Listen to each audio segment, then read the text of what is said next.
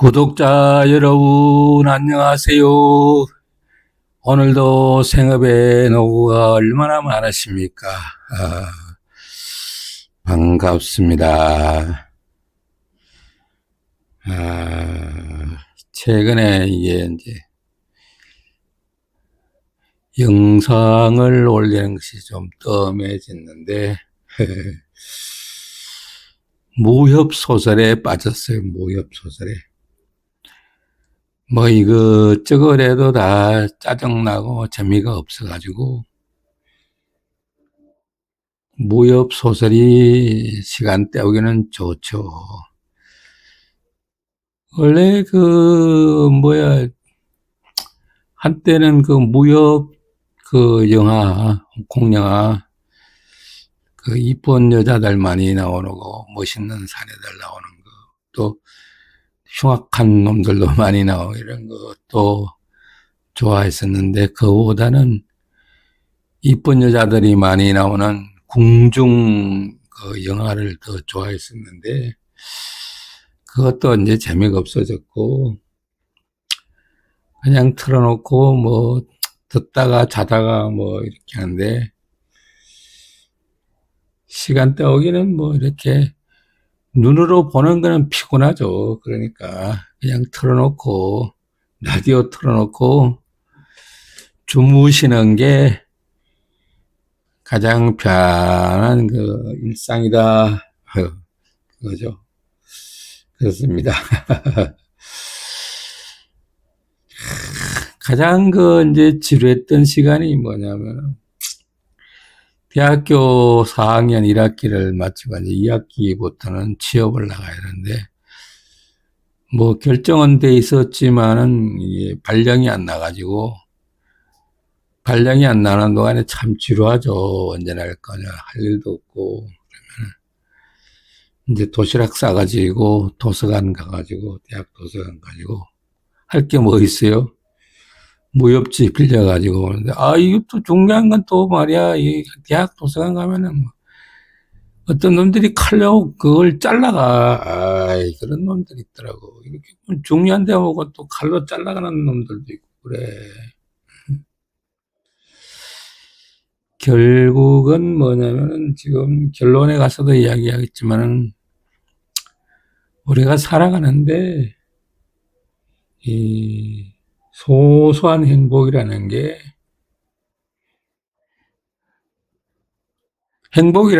이 소소한 일상이죠. 그냥 밥 먹고 잘 자고 잘 싸면은, 잘 먹고 잘 자고 잘 싸면은 이제 행복이다. 예, 별거 없어요. 인생살이. 대통령짓 해봐야 별거 없고, 욕만 먹고, 돈 많아봐야 골치 아프고, 다 그래요. 그냥, 먹을 만큼, 내 먹을 만큼만 있고, 궁색하지 않고, 남한테 피해 끼치지 않고, 그렇게 살면은 그것이 인생의 낙이다. 그래서, 친구가 있고, 처음에 시작할 때 이 러셀의 행복론이라는 걸 한번 얘기한 적이 있죠. 시간이 많아야 된다. 그래도 먹을 만큼 돈이 있어야 된다. 친구가 있어야 된다. 능력이 있어야 된다. 골프 치는 거와 같다. 이런 걸 말씀드린 적이 있는데, 앞으로 가셔서 한번 찾아서 보시기 바랍니다. 우리가 이제 한국에서는 6월 달이나 이제 7월 달 되면은 6월 한 중순부터 7월까지, 그때가 이제 보통이 장마 기간이야. 참 맨날 진짜 햇볕이 그립다. 필리핀은 이게 8월 달이 장마 기간이에요. 7월 달까지만 해도, 올해는 왜 이렇게 비가 안 오지? 이렇게 얘기를 했었는데, 8월 달 들어가지고, 아유, 이건 뭐, 비가 와도 뭐, 그냥 구질구질구질하게 이렇게 비가 왔었었는데, 올해는, 아유, 그냥 뭐, 쏟아졌다가 폭우예요. 맨날 그냥 말이야, 연일 그냥 말이야, 마닐라 거리는 말이야, 시냇물이 돼가지고 절절절절절 흘러가고 말이야. 아유, 제가 그래서, 그것을 지난번에도 이 바칼라라는 시장에 그 비 오는 바칼라 시장을 한번 보여드렸었는데, 이 필리핀 사람들은 그게 생활화가 돼 있어요. 그렇게 장사하다가 그냥 뭐 다 이렇게 뭐 노점에서 장사하다가 비 내리면 비닐도 싸매가지고, 그래가지고 또 좀 길면은 풀었다가 말이야. 그렇게 하고. 제일 걱정되는 게 스트리트 이제 푸어맨들, 거리의 불황자들이 이 빔을 맞고 어떻게 견디느냐. 뭐 그래도 다 살아가나 봐, 이 사람들은. 근데 우리는 참 아직 체질이 적응이 안 돼가지고 몸이 몹시 안 좋죠. 축축하고 말이야. 습기 차고 연일 말이야. 그냥 밥 먹으러 가려고 하면 어떻게 또 이놈 비가 꼭 밥 먹을 시간 되면은 폭우가 쏟아져요. 그래서 뭐 그냥 무릎까지 둥둥 걷고 우순 쓰고 길거리가 시냇물이 되어 있는 데를 그거를 펄쩍펄쩍 그냥 건너서, 그래도 뭐 거기에 뭐 트라이시클 다 다니고 뭐 오토바이 다 다니고 뭐 사람들 다 다니고, 그냥 이 필리핀 사람들은 그렇게 일상이 돼 있네. 참. 그래요. 오늘의 제목을 얘기를 했네요. 이게 바카라 이기는 법 제10화. 출목표 1만 장을 그리면 도가 통할까? 참여하는 방법 중에도 출목표 1만 장을 그리면은 참회가 될까? 아니면 3천 장을 그리면은 참회가 될까? 3만 장을 그리면은 참회가 될까? 한 3만 장을 그리면은 30년치? 1만 장 그리면, 1000장을 그리면은 1년치. 1만 장을 그리면은 10년치. 10년치를 그리는 건데, 한 20만 장을 그리면은 도가 통했죠. 20년치를 그리고 나면. 그래서 이 무림 고수들은 참 부단히 노력을 해요. 자, 이제 저기 5살 6살 점만 떨어지면은 무림 고수들은 이제 시작을 하죠. 거기서부터 처음에 이제 보폭, 어떻게 걸음을 걷느냐. 그 다음에 이제 걸음 만들기, 몸 만들기를 해야죠. 해가지고. 무림 금성이라는 그 무림 소설 TV라는 게 나오는데, 여기 보면, 이게 7살 먹은 애한테 40kg가 되는 이게 쇠로 된 그 자켓을 이렇게 짊어지고 이 산길을 오르내리고 절벽을 오르내리고, 죽음을 무릅쓰고 그렇게 죽음을 무릅쓰고 훈련을 한다. 이 몸 만들기가 만들어지면 그 다음에 이제 정신 훈련이죠. 참선 수행, 심신 수행, 단전 호흡을 내용을 쌓는다 그러죠. 그러고 이제 태권도 이제 태극 1장 기본기를 이제 배우죠. 기본기를 배우면은 이게 살아보니까 그래요. 세상살이 돌고 돌아가지고 다시 처음으로 돌아가죠. 인생 사는 것도 흙에서 나서 흙으로 태어가리라. 세상 만물은 다 이게 막 지수화풍으로 만들어진다 그러죠. 지, 흙으로 만들어지고 수, 물, 화, 불, 풍, 바람 이 네 가지로 네 가지 원소가 만들어진다. 거기다가 이제 다섯 번째 제5 원소가 정신력이죠. 정신력. 정신은 뭐냐? 정신은 뭐냐? 어려운 얘기죠. 그래요. 무림 고수들은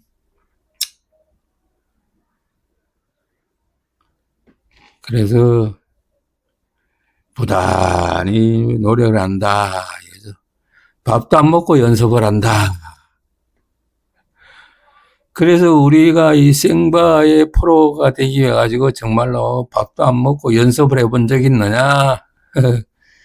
연습도 안 하고 뭐 벌컥 떨어져 가지고 달려들어 가지고 뭐 따도 좋고 이러도 좋고 뭐 그건 취미생활이지 뭐 그러면 이러도 좋고 뭐 따도 좋고 강원랜드에서 열심히 이제 거기서 테이블에서 바카라 테이블에서 그림 그리 있으니까 옆에 어떤 사장님이 막 그걸 뭐하러 그러냐 공부한다 그러. 아유 뭐 바카라면서까지 뭐 공부까지 뭐 하냐. 아줌마들이 맨날 쳐다보고 뭐 하냐 공부 많이 하시네요. 공부까지 해가지고 잘하냐. 그래도 맨날 죽는데. 그래도 이렇게 프로가 되려면 노력을 해야지. 그냥 뭐, 요 전편에 그런 얘기 했죠. 군대 가면 그런 얘기 하죠. 땀을 많이 흘리면 피를 적게 흘린다. 무림의 고수가 되려면은 땀을 많이 흘려야 된다. 지금 여기서 얘기하는 주인공은 내가 지금 얘기하고자 하는 무림의 고수가 되는 기본기를 3년 동안 한 거야. 그냥. 태극 일장만 가지고 태극 뭐 군대 가면 하죠. 왜? 쭉 해가지고 쫙 해가지고 그래서 최종적으로는 뭐냐 이제 다 없어지는 거 형이 없어지는 거예요. 바카라 그림을 1만 장을 그리고 나면은 그 다음에 이제 형이 없어지는 그림이 없어지는 거예요. 바카라 짜장이 이야기하는데 그림이 존귀하지 않다. 의미가 없다. 뱅카 플레이가 의미가 없다. 똑같다는 거예요.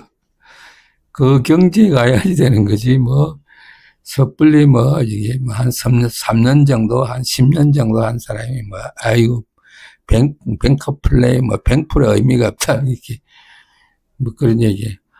항세가 뱁새가 항세 따라가다가 가랭이 찢어진다.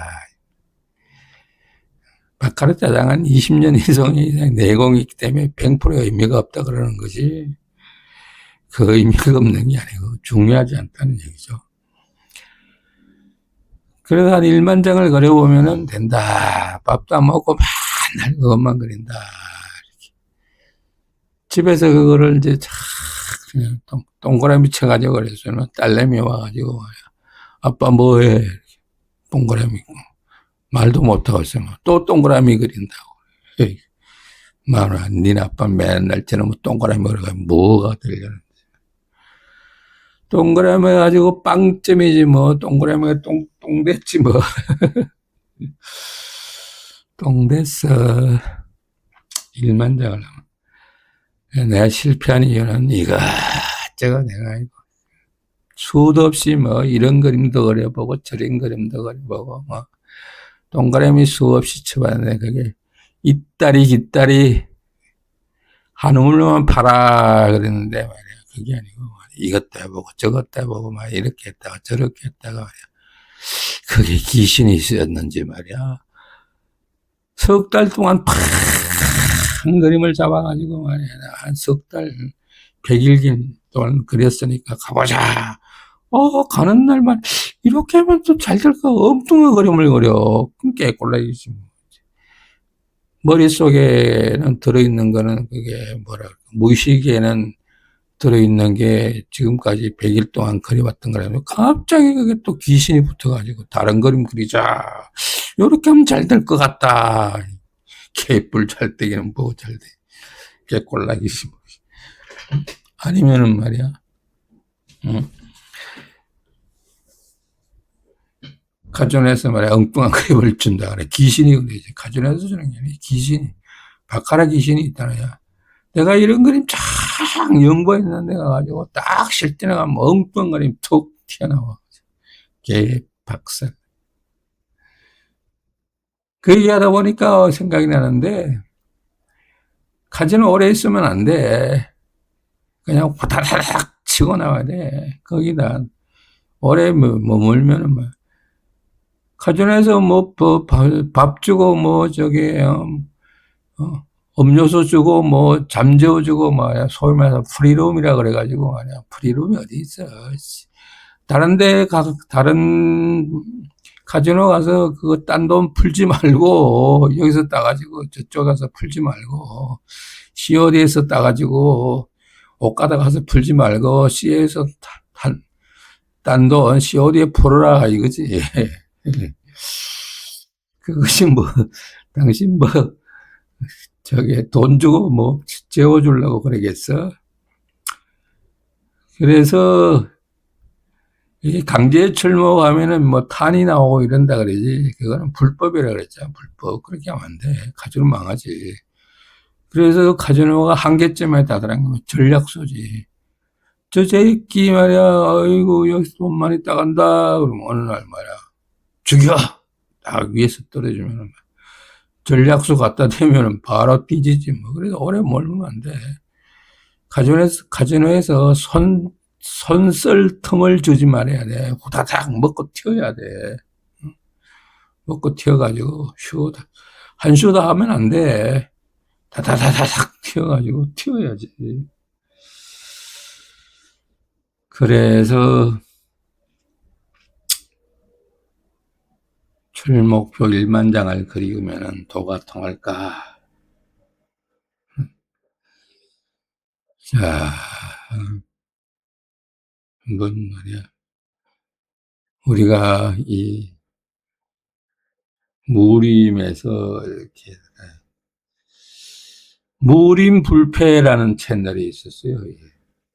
천마점검이라 그래가지고 41회까지를 쭉 했는데 꽤 오랜 아마 최고로 했으면 아마 몇 건이 한 10건 넘었을 거야. 응?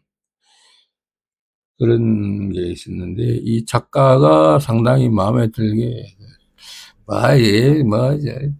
명작이라 노벨상 수상 문학 수상 아유 골치 아프게 이런 거 인간이 본성이 다 필요 없어. 그냥 소소하게 말이야. 열심히 말이야. 엔돌핀 파고다 자꾸 주인공이 성장해 나가는 거야. 이렇게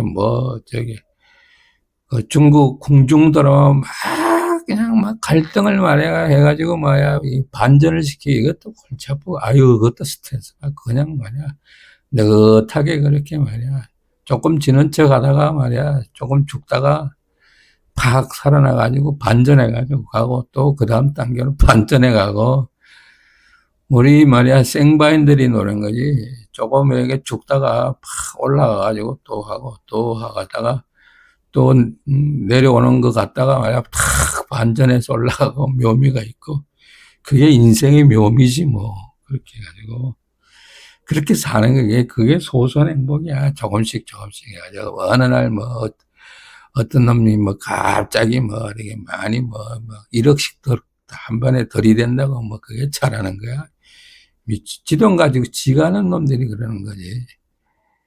그 마카오 했을 때 태양성 거기 말이야. 그 생짜이 거기 7층인가 8층인가 말이야. 거기 가면 태양성 있는데 1억씩 2억씩 돼. 그거 지가 짓대라는 거야. 그거 어떤 말이야, 뭐 어쩌다가 말이야, 저기 진짜 분노배 돼가지고 1억씩 때리는 것도 있겠지만은 그래봐야 지손해고 인간이 이 잭팟 터져가지고 느끼는 그 엔돌핀이나 길 가다가 500원, 5만 원짜리 하나 주워가지고 500원짜리 동전 하나 주워가지고 이게 눈치 보면서 집어넣는 엔돌핀이나 똑같다는 거야. 인간이 그렇게 욕심내면 안 된다는 거지. 소소하게. 인생 살아보니까 별거 없어. 모든 게 다 말이야. 인생 무상, 재행 무상. 응? 세상은 돌고 돌아가지고 다 제자리로 오는 거야. 흙에서 나서 흙으로 돌아가자. 천마정글명에 대한 했는데 이 물의 불편. 요즘 뭐 저게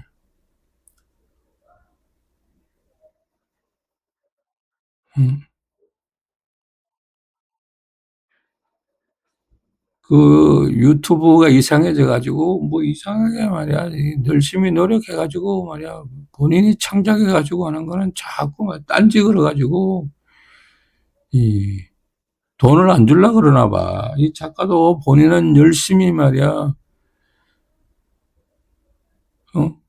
밤새 가면서 이렇게 창작물을 냈는데 아마 수익 정지가 됐나 봐야. 그러더니 말이야 뭐 몸이 아프다 그러는 핑계를 대면서 이 다음 편의 후속 편으로 연금기라는 게 있어. 이것도 43편까지 갔는데 거기서 중단해 버려가지고 재미가 없어져 버렸어. 끊어져 버렸어. 그리고 또 내가 좋아하는 게 노가리 사랑방이라는 게 있었는데 노가리 사랑방. 아, 내가 참 좋네. 이것도 뭐 해가지고 말이야. 자기는 열심히 말이야. 그림도 그리고 말이야. 뭐 열심히 했는데 이것도 누구 거 뺏겼다. 그래가지고 정지를 막 수익 창출한다니까. 이상해져 버려가지고 재미가 없어져 버렸어. 이게 말이야. 자, 요즘 뭐 AI 뭐 인공지능. 거기다가 뭐 엄청 투자를 많이 했잖아. 지금 뭐 빅테크라가 미국에서 뭐 4개 회사인지 5개 회사인지 어마어마하게 지금 말이야. 반도체 투자해놓고 누가 망하는지 한번 보자 이거지. 그 덕분에 한국만 떼돈 벌었지 뭐.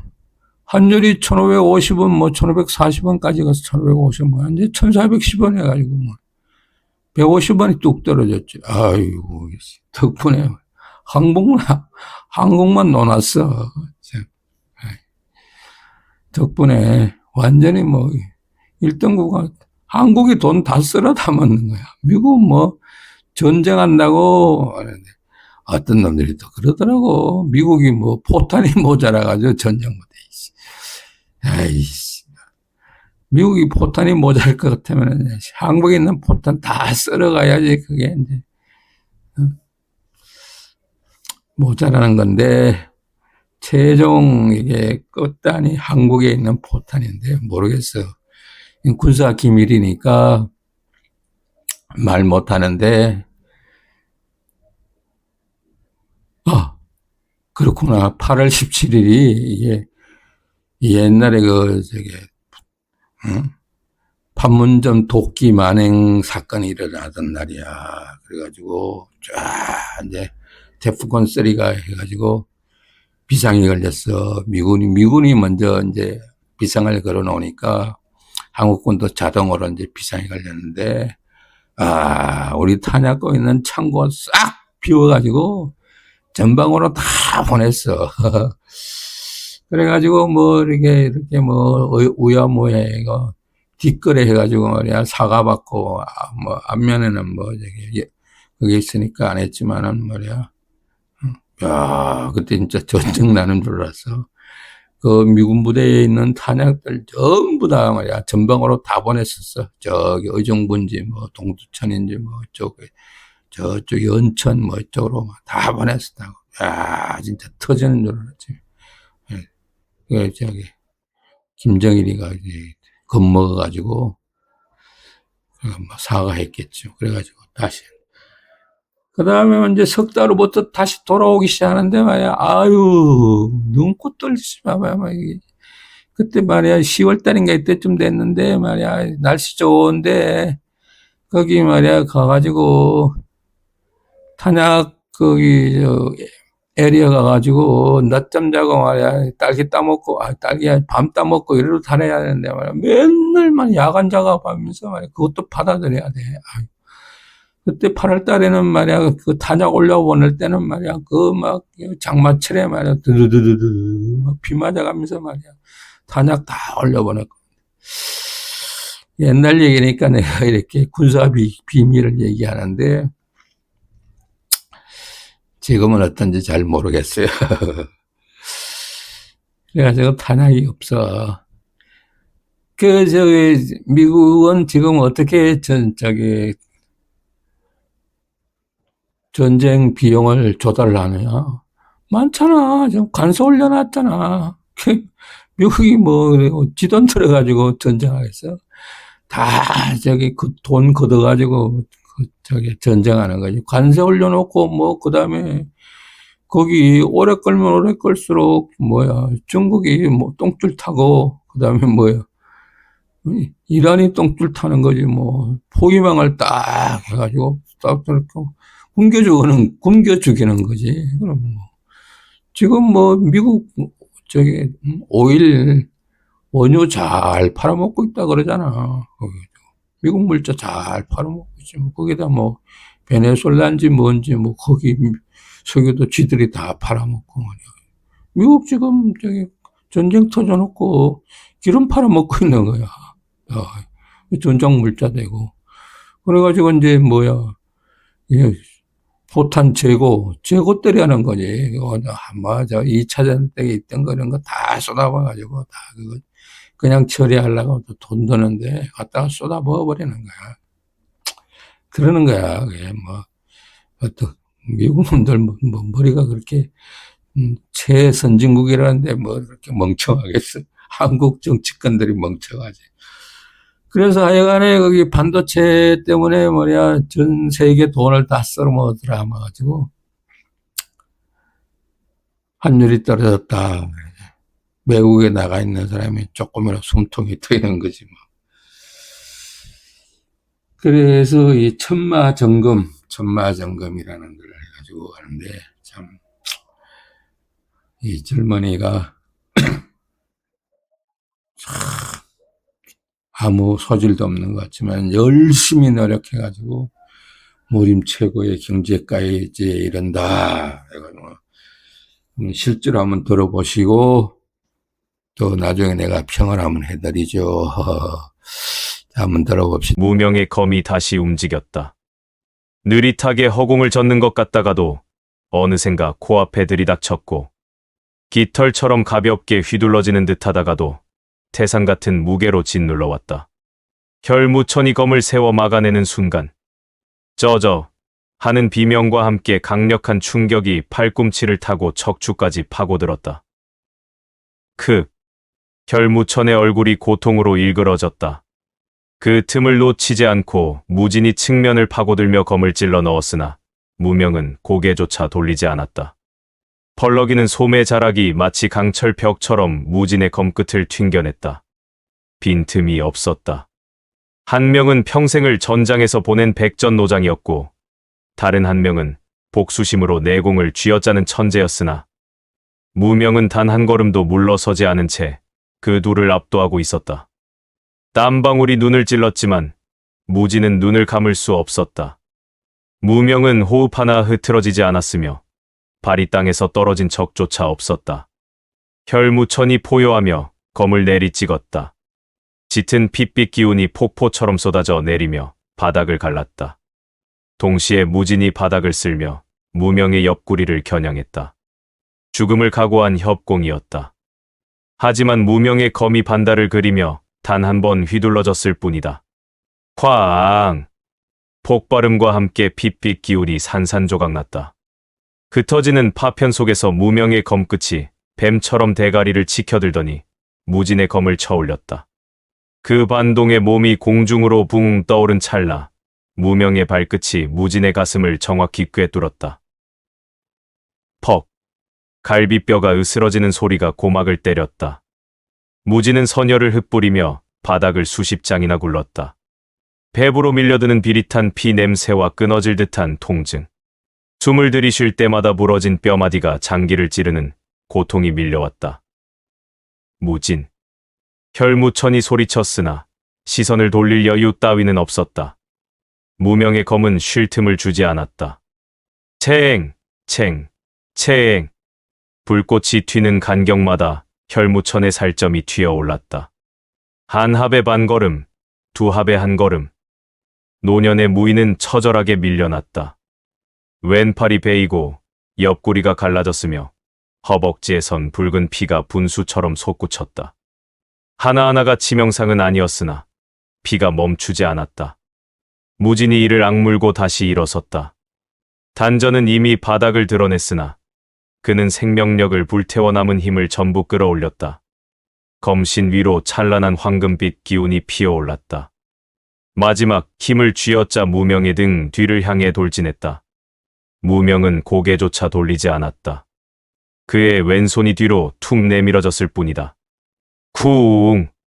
검붉은 기운이 손바닥에서 폭발하듯 쏟아졌고 무진은 급히 검을 세워 막았으나 그 충격에 다시 뒤로 날아갔다. 등이 바닥에 부딪히며 눈앞이 아찔해졌다. 의식이 흐려졌으나 이를 악물고 버텼다. 일어나야 했다. 하지만 몸이 말을 듣지 않았다.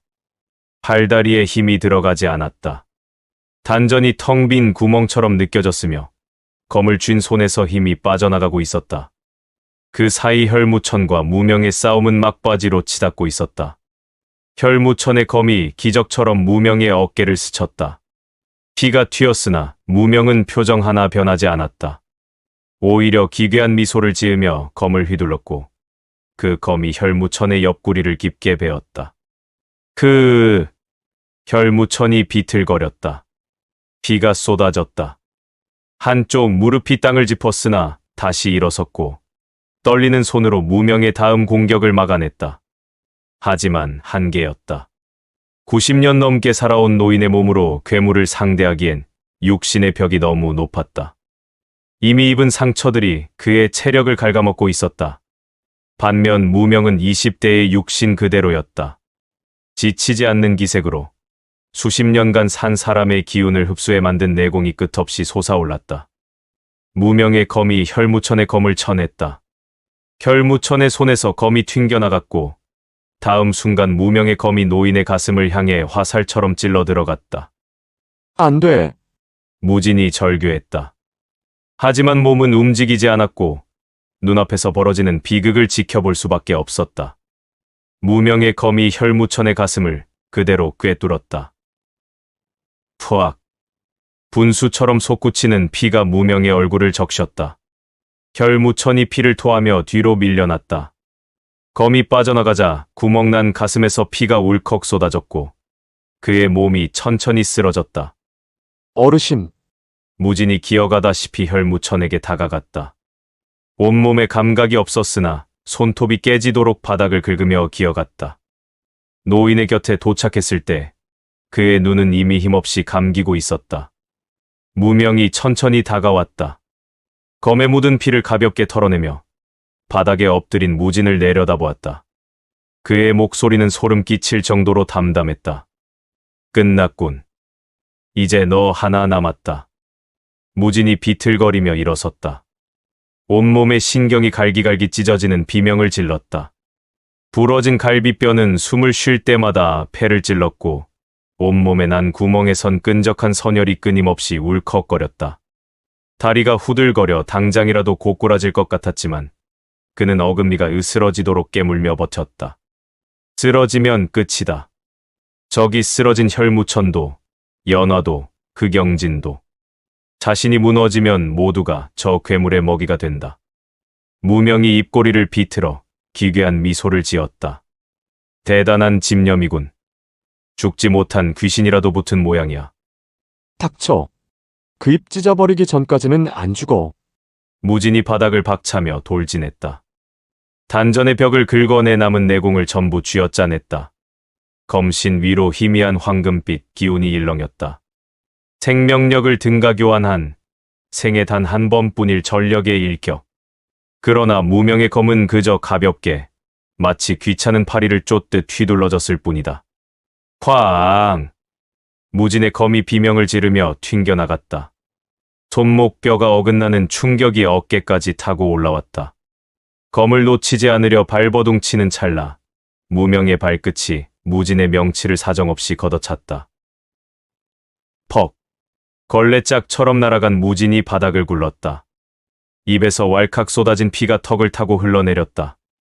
손가락 하나 움직일 힘조차 없었다. 눈앞이 번쩍거리고 의식이 흐릿해졌다. 죽음의 그림자가 목덜미를 핥은 기분이었다. 그래도 그는 일어났다.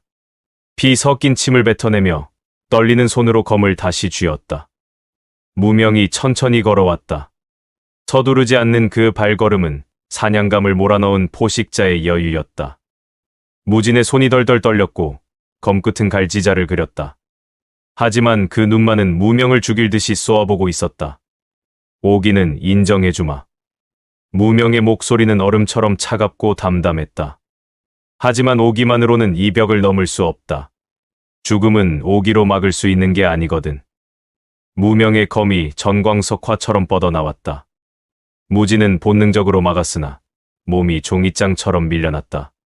부딪힐 때마다 팔 전체가 마비되는 충격이 몰려왔고 균형은 이미 무너진 지 오래였다. 서걱. 왼팔이 길게 베었다. 소리를 지를 여유조차 없었다. 다음 공격이 이미 목줄기를 노리고 날아왔기 때문이다. 막으면 밀리고 밀리면 베었다. 오른쪽 허벅지가 찢어지고 왼쪽 옆구리 살점이 날아갔다. 버텨야 해. 제발. 조금만 더. 이미 머리로 생각하는 단계는 지났다. 그저 날아오는 칼날을 본능적으로 비틀어 막을 뿐이었다. 10합, 20합. 온몸이 피에 젖어 누가 보면 피로 만든 인형이라 착각할 지경이었다. 무진이 흘린 피로 바닥이 흥건해져 발이 미끄러질 정도였다. 무명의 눈에 흥미로운 빛이 서렸다. 질긴 놈. 무명의 검이 돌연 속도를 높였다. 체엥. 무진의 검이 손에서 완전히 빠져나가 허공을 돌다 멀리 땅에 박혔다. 이제 무진의 손엔 아무것도 없었다. 맨손으로 무명의 검을 마주하게 된 절망적인 순간 무명의 검끝이 무진의 가슴 정중앙을 향해 파고들었다. 끝인가? 피할 수도 막을 수도 없었다. 죽음의 감각이 가슴팍에 닿으려던 그 찰나였다. 몸이 스스로 움직였다. 무진의 의지가 아니었다. 머리보다 먼저, 심장의 박동보다 먼저 육체가 스스로 비틀렸다. 종이 한 장 차이로 검끝을 흘려보낸 무진의 몸이 그대로 땅을 박차며 뒤로 미끄러지듯 물러났다. 뭐지? 내가 한 건가? 무진 자신도 경악했다. 생각하지 않았는데 몸이 알아서 최적의 궤적을 그리며 죽음을 회피했다. 무명의 눈빛이 서늘하게 가라앉았다. 이건 그가 다시 검을 뻗었다. 아까보다 더 빠르고 더 잔인한 궤적이었다. 하지만 무진의 몸은 다시 한번 기괴하게 움직였다. 어느샌가 땅에 박혔던 검을 다시 손에 쥐었고 날아오는 무명의 검을 받아냈다. 놀라운 건 그 다음이었다. 튕겨 나가지 않았다. 무진의 검은 무명의 검을 정면으로 받는 대신 마치 물 흐르듯 옆으로 매끄럽게 흘려보냈다. 무명의 거대한 힘이 허공으로 소멸했다. 무진 자신도 이해할 수 없는 감각이었다. 검이 알아서 나아가고 알아서 멈췄다. 의도하지 않아도 검이 살아있는 생물처럼 무명의 공격을 무력화시켰다. 무명이 연속으로 3번 공간을 찢는 참격을 날렸다. 그러나 무진의 검은 그 3번의 공격을 한 가닥 실바람을 넘기듯 가볍게 흘려냈다. 단 한 방울의 힘도 들이지 않은 채 무명이 돌연 뒤로 서너 걸음 물러났다. 전투가 시작된 이후 처음으로 그의 얼굴에서 미소가 사라졌다. 무명의 눈동자가 미세하게 떨리며 100년 넘게 쌓아온 오만함이 무너져 내렸다. 무영검. 그의 입술 사이로 소름 끼치는 목소리가 흘러나왔다. 형을 버리는 경지. 이 어린 놈이 감히 무형검의 경지에 발을 들였단 말이냐? 무진의 검 끝에서 이제껏 본 적 없는 기묘하고 서늘한 기운이 소리 없이 피어오르기 시작했다. 무명이 무진을 가만히 응시했다. 무겁게 가라앉은 목소리가 흘러나왔다. 무천 말고 또 있었군. 이 땅에 이런 괴물이 더 남아있었을 줄이야. 그의 입꼬리가 천천히 올라갔다. 내 나이에 이 경지라니. 재미있어. 정말 재미있군. 무명이 움직였다. 검붉은 기운이 뱀처럼 뻗어나왔다. 빠르지도 느리지도 않았다. 그저 바람이 부는 것처럼, 물이 낮은 곳으로 흐르는 것처럼 자연스러운 움직임이었다. 무진의 검이 맞섰다. 희미했던 황금빛 기운이 이제는 눈부신 광채를 내뿜으며 피어올랐다. 챙. 맑고 청명한 소리가 울려 퍼졌다. 분명 정면으로 충돌했음에도 충격은 없었다. 서로의 힘이 허공에서 미끄러지며 흘러갔다. 검과 검이 마치 연인처럼 부드럽게 스쳐 지나갔다. 무명이 찰나의 순간 돌아서며 무진의 목을 베어왔으나 무진은 몸을 비틀어 피하며 그 흐름을 담아 무명의 가슴을 찔렀다. 10합, 20합, 30합. 두 사람의 검은 쉼없이 교차했다. 화려한 초식도, 거창한 기압도 없었다. 하지만 그 안에는 한치의 빈틈도 허용하지 않는 치명적인 도가 담겨 있었다. 부딪힐 때마다 튀는 검붉은 불꽃과 황금빛 광채가 사방을 수놓았다. 저게 정말 무진이야? 연화가 숨을 삼켰다. 쓰러진 채 고개를 들어 전장을 바라보는 그녀의 눈동자가 파르르 떨렸다. 옆구리 상처에서 피가 흘러내렸으나 신경 쓸 겨를조차 없었다. 무진의 검이 허공을 가를 때마다 공간이 잔잔한 호수처럼 물결치는 듯 보였다. 저런 검은 평생 본 적이 없었다. 가슴의 상처를 누르며 피를 토하던 혈무천도 눈을 떼지 못했다. 90년을 검과 함께 살아온 노인의 눈에 경악과 함께 기묘한 감회가 스쳤다. 자신도 무형검의 경지에 올랐던 고수였고 무명 또한 그러했다. 그렇기에 혈무천은 누구보다 정확히 알 수 있었다. 저 젊은이가 지금 어느 아득한 높이에 서 있는지. 나를 넘어섰구나. 혈무천은 전율했다. 같은 무형검의 경지라 해도 깨달음의 깊이는 천차만별인 법. 무진은 이미 자신을 앞질러 그 누구도 가보지 못한 심연의 경지로 나아가고 있었다. 무진. 내가 결국 해냈어. 저 나의 그 누구도 닿지 못한 길을. 지금 내가 걷고 있구나. 주변의 싸움은 이미 멈춘 지 오래였다. 관군도, 무리민도, 나라를 침략한 병사들조차 이 압도적인 무위 앞에 얼어붙었다. 그것은 검술이라기보다 신들이 벌이는 춤에 가까웠다. 무진의 눈에 무명의 검이 투명하게 보이기 시작했다. 싸울수록 흐름은 또렷해졌고 무명의 의지가 손바닥에 익혔다. 무진의 몸이 먼저 반응했다. 물러서는 대신 반보 파고들며 베었다. 검끝이 무명의 어깨를 스치고 지나갔다. 칙. 선혈이 공중에 흩뿌려졌다. 무명의 눈동자가 미세하게 떨렸다. 이 싸움이 시작된 이래 처음으로 새겨진 상처였다. 성장하는군. 아니, 이 싸움 자체를 흡수하고 있어. 담담했던 무명의 목소리에 처음으로 서늘한 긴장감이 실렸다. 무명의 검이 폭주하듯 빨라졌다. 검붉은 기운이 폭풍처럼 몰아치며 사방을 찢어발겼다. 그러나 무진은 흔들리지 않았다. 그는 폭풍의 한복판에서 고요히 흐르는 물이었다. 무명의 공격을 막지 않고 흘려보냈으며 그 힘의 반동을 이용해 역으로 파고들었다. 서걱. 무명의 옆구리에 깊은 상처가 그어졌다. 무명이 뒤로 물러나며 자신의 피를 내려다보았다. 손끝에 묻은 핏기를 보며 그가 낮게 미친 듯이 웃었다. 좋아. 아주 좋아.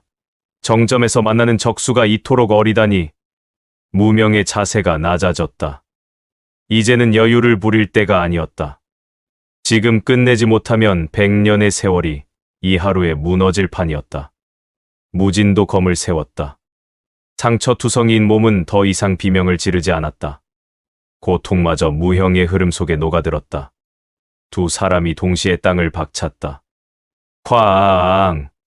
황금빛 태양과 검붉은 어둠이 정면으로 충돌했다. 거대한 충격파가 터져 나오며 전장의 대지를 도려냈다. 흙먼지가 용오름처럼 솟구쳤고 먼지가 서서히 거쳤을 때 모두는 그 중심을 보았다. 무진의 검이 무명의 가슴 정중앙을 깊숙이 꿰뚫고 있었다. 검신을 타고 흐르는 뜨거운 피가 황금빛 검기에 타오르며 증기를 내뿜었다. 이런 꿈에도 몰랐군. 무명이 낮게 웃었다. 입가에서 검붉은 피가 주르륵 흘러내렸다. 결국 졌군. 그날 전장에 있던 모든 이들은 목격했다.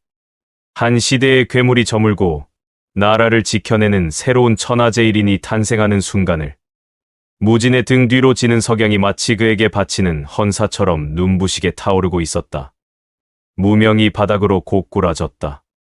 그 찰나 요동치던 전장의 공기가 얼어붙은 듯 멈춰섰다. 사라국 병사들의 눈에 서려있던 광기는 순식간에 경악으로 그리고 걷잡을 수 없는 공포로 변해갔다.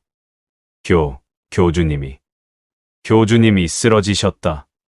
누군가의 절규가 도화선이 되었다. 수십 년 넘게 그들을 지배해온 절대적인 존재가 한낱 청년의 검에 꿰뚫린 광경은 그들의 영혼을 부수기에 충분했다. 사라국 군대가 모래성처럼 허물어지기 시작했다. 검을 내던지는 소리가 사방에서 들려왔고 비명을 지르며 도망치는 자들이 속출했다. 밀어붙여라. 단 한 놈도 살려보내지 마라. 장무영의 외침이 전장을 갈랐다. 관군의 함성이 하늘을 찔렀고 기세를 몰아 무림연합이 적진을 유린했다. 무명이라는 거대한 기둥이 뽑혀나간 자리에는 오직 패배의 흔적만이 남을 뿐이었다. 무진은 그 광경을 고요히 지켜보았다. 검을 지팡이 삼아 겨우 서 있었으나 그의 육신은 이미 한계를 한참 넘어선 상태였다. 온몸은 붉은 수의를 입은 듯 피투성이고 다리는 실 끊긴 인형처럼 후들거렸다. 하지만 그는 쓰러지지 않았다. 아니, 쓰러질 수 없었다. 그의 시선이 천천히 혈무천을 향했다. 그곳에 연화가 있었다. 자신도 상처투성이인 몸으로 할아버지의 상처를 필사적으로 누르고 있었고 곁에서는 흑영진이 정신을 차린 듯 비틀거리며 일어나 앉아 있었다. 무진은 그들에게 다가가기 위해 발을 뗐다. 한 걸음, 그리고 두 걸음. 바닥을 딛는 발바닥의 감각조차 느껴지지 않았다. 생명력을 태워 얻은 승리의 대가는 가혹했지만 무진은 이를 악물고 전진했다. 마침내 혈무천 앞에 도착했을 때 감겨있던 노인의 눈이 천천히 떠졌다. 해냈구나. 무진아. 가늘게 떨리는 목소리였다. 입가에는 아직 붉은 선혈이 묻어 있었으나 그 눈빛만은 세상 그 무엇보다 맑았다. 예, 어르신. 무진이 대답하며 그 자리에 털썩 무릎을 꿇었다. 더 이상 서 있을 기력조차 남아있지 않았다. 이제 정말 끝났습니다. 혈무천이 입가를 허물며 웃었다. 소리 없는 웃음이었으나 그 안에는 평생의 수건을 푼 노인의 홀가분함이 담겨 있었다. 연화가 고개를 들어 무진을 바라보았다. 붉게 충혈된 그녀의 눈에서 눈물 한 방울이 툭 떨어져 피 섞인 먼지 위로 번졌다. 고생했어, 무진아. 그녀가 속삭이듯 말했다. 떨리는 목소리에 담긴 것은 원망도 슬픔도 아닌 깊은 위로였다. 정말 고생 많았어. 무진은 대답하고 싶었다. 괜찮다고, 이제 다 끝났으니 쉬자고 말하고 싶었다. 하지만 입술이 떨어지지 않았다. 마지막 긴장의 끈이 탁 하고 끊기자 억눌러왔던 피로와 고통이 해일처럼 그를 덮쳐왔다. 눈앞이 하얗게 번지다가 이내 아득한 어둠으로 잠겼다. 무진, 정신 차려.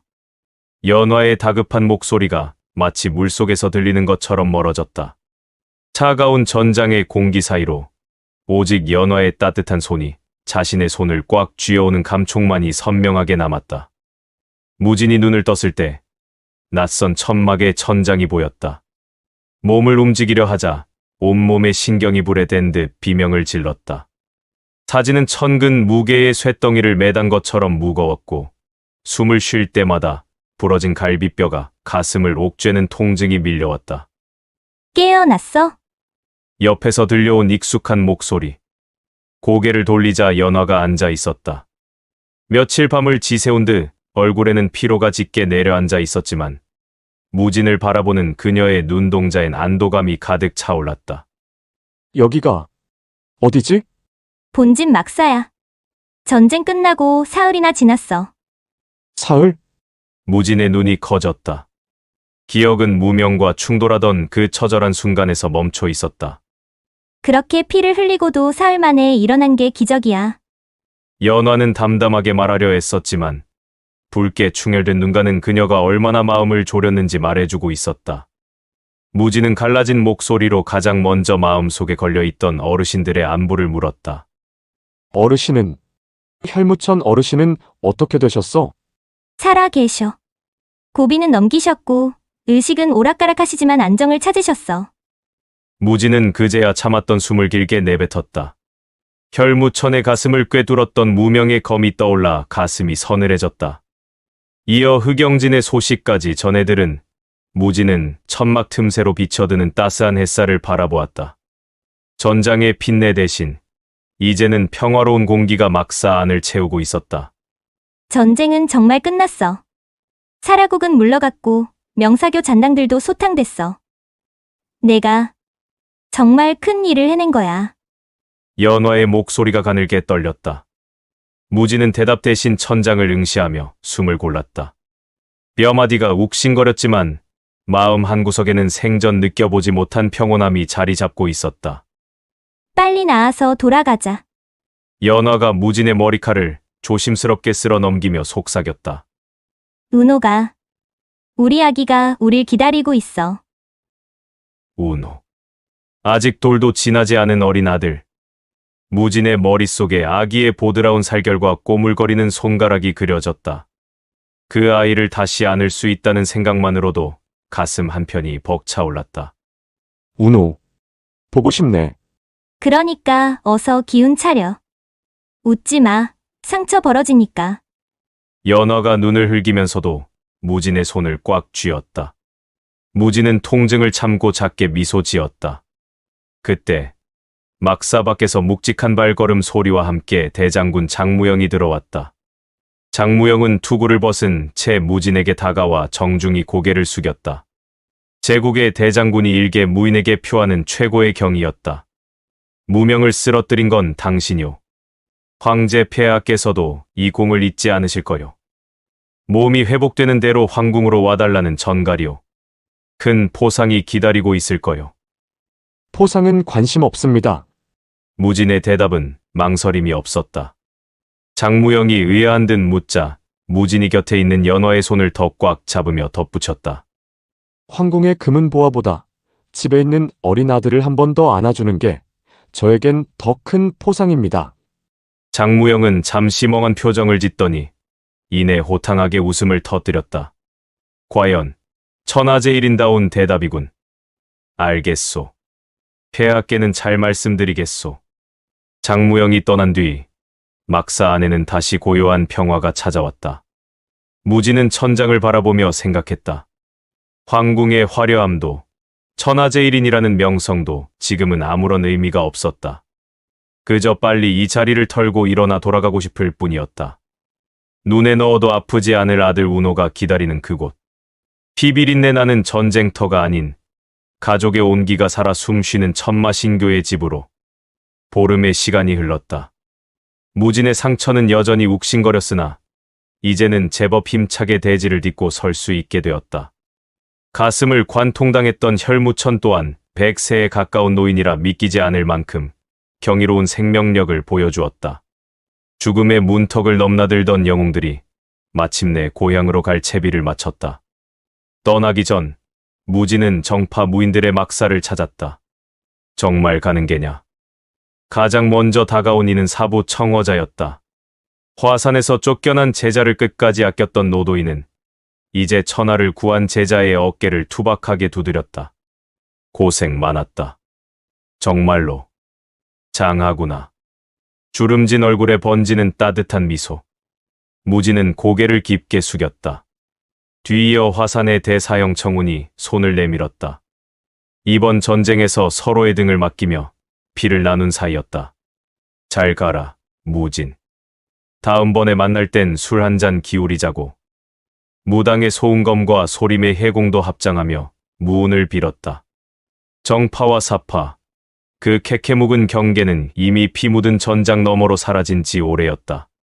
작별 인사를 마친 무진이 일행에게 돌아오자 술에 앉아있던 혈무천이 껄껄 웃으며 재촉했다. 다 됐느냐? 어서 가자. 더 누워있다간 등에 욕창이 나겠구나. 연화와 흑영진의 웃음소리가 봄바람에 실려 나부꼈다. 전쟁은 끝났다. 이제 돌아갈 곳은 단 한 곳뿐이었다. 일행이 길을 나섰다. 구름 한 점 없는 푸른 하늘이 유리알처럼 맑게 펼쳐져 있었다. 전쟁터의 자욱한 먼지에 가려졌던 태양이 무진의 얼굴을 부드럽게 어루만졌다. 조례 안에서 까무러치듯 잠든 혈무천의 입가엔 어린아이 같은 미소가 걸려 있었다. 며칠을 더 달려 마침내 천마신교의 본산이 그 위용을 드러냈다. 돌아오셨다. 천마대주님이 돌아오셨다. 산문 앞에서 기다리던 교도들의 환호성이 메아리 쳤다. 누군가는 기쁨에 겨워 춤을 추었고 누군가는 살아 돌아온 동료를 붙잡고 오열했다. 무진은 떨리는 다리에 힘을 주어 말에서 내렸다. 수많은 환영 인파를 지나 그가 도착한 곳은 본전 앞들이었다. 그곳에 한 시녀가 비단 포대기에 쌓인 작은 아이를 안고 서 있었다. 우노였다. 무진의 발걸음이 빨라졌다. 아이를 건네받는 그의 손이 사정없이 떨렸다. 품에 안긴 작고 따뜻한 무게. 돌도 지나지 않은 갓난 아기의 새근거리는 숨소리가 가슴팍을 파고들었다. 운호야. 아빠다. 나직하게 부르는 목소리가 젖어들었다. 잠결에 부스스 눈을 뜬 아이는 아버지가 누구인지 알 리 없었지만 낯선 품이 어색한지 입술을 삐죽거리다 이내 무진의 옷자락을 작은 손으로 꽉 움켜쥐었다. 그리고는 안심한 듯 다시 고개를 묶고 깊은 잠에 빠져들었다. 무진의 눈시울이 뜨거워졌다. 옆에 다가온 연화가 무진의 어깨바람에 머리를 기대며 운호를 바라보았다. 그녀의 뺨을 타고 흐르는 눈물이 눈부신 햇살에 부딪혀 보석처럼 빈닿았다. 드디어 우리 셋이 함께네. 응. 정말로 집에 왔어. 부축을 받으며 다가온 혈무천이 떨리는 주름진 손으로 증손자의 작은 손등을 어루만졌다. 튼튼하게 자라거라. 이 할아버지가 지켜낸 세상에서 너는 피냄새 대신 꽃향기만 맡으며 자라거라. 따스한 봄바람이 불어왔다. 전장에 피비리 내는 온데간데 없고 산자락 가득 피어난 꽃내음이 코끝을 간지럽혔다. 무지는 운호를 품에 꼭 안은 채 연화를 바라보았다. 그녀가 눈물을 흘리면서도 세상에서 가장 아름답게 웃고 있었다. 집에 왔어, 연화야. 응, 무진아. 이제 아무 데도 가지 마. 푸른 하늘 아래 천하제일인의 검벗보다 더 아름다운 가족의 웃음소리가 천마신교의 산등성이를 타고 멀리 퍼져나갔다. 세월이 강물처럼 흘렀다. 기적처럼 기운을 차린 혈무천은 여전히 건재했다. 100세의 고령임에도 매일 아침 마당에 나와 증손자 운호를 품에 안아주었고 볕이 좋은 날이면 연화와 나란히 산책을 즐겼다. 그 뒷모습엔 한 시대를 풍미했던 고수의 살기 대신 노인 특유의 인자한 온기만이 가득했다. 운호가 마침내 첫 돌을 지났다. 아장아장 발걸음을 떼기 시작한 아이가 옹알거리는 입술로 처음 아빠라고 불렀던 날, 무지는 망치로 머리를 맞은 듯 한참을 멍하니 서 있었다. 연화가 그 꼴을 보며 맑은 웃음을 터뜨렸다. 바보 같은 표정 짓기는. 내가 뭐. 아들이 아빠라고 불렀다고 금방이라도 울 것 같은 얼굴이잖아. 안 울었어. 눈가가 저렇게 젖었는데. 무진이 짐짓 딴청을 피우며 고개를 돌리자 연화의 경쾌한 웃음소리가 마당을 가득 채웠다. 참으로 평화로운 나날이었다. 무명이라는 거대한 그림자가 걷히자 명사교는 모래성처럼 무너졌고 사라국 또한 다시는 중원을 넘보지 못했다. 전장에서 함께 피를 흘렸던 정파와 사파의 무인들은 서로를 이해하기 시작했다. 가끔 날아오는 청어자의 안부 서신과 술 약속을 지키라며 재촉하는 청운의 연락이 무진의 일상의 작은 즐거움이 되었다. 어느덧 깊어가는 저녁이었다. 무진은 마당 평상에 앉아 밤하늘을 올려다보았다. 까만 어둠 속에서 별들이 쏟아질 듯 찬란하게 빛나고 있었다. 그때 운호를 품에 안은 연화가 다가와 그의 곁에 나란히 앉았다. 무슨 생각해? 그냥 별 생각 아니야. 거짓말.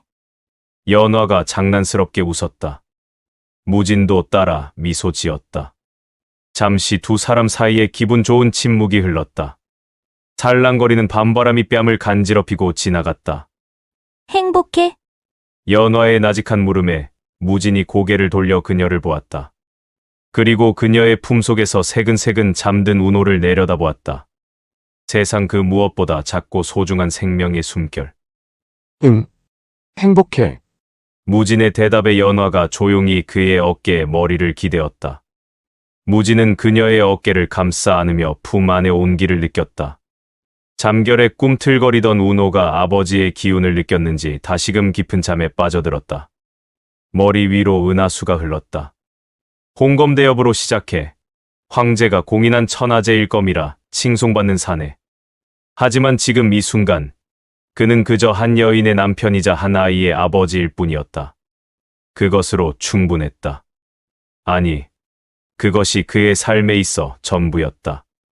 별빛이 쏟아지는 밤, 천마점검의 이야기는 그렇게 아름다운 마침표를 찍고 있었다.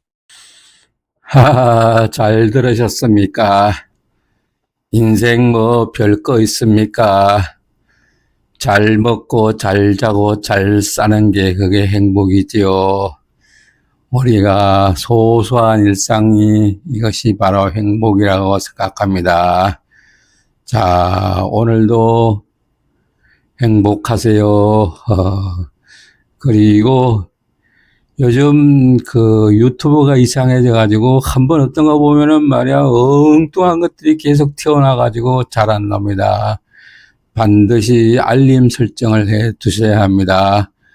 그래서 조태구알 부탁합니다. 감사합니다.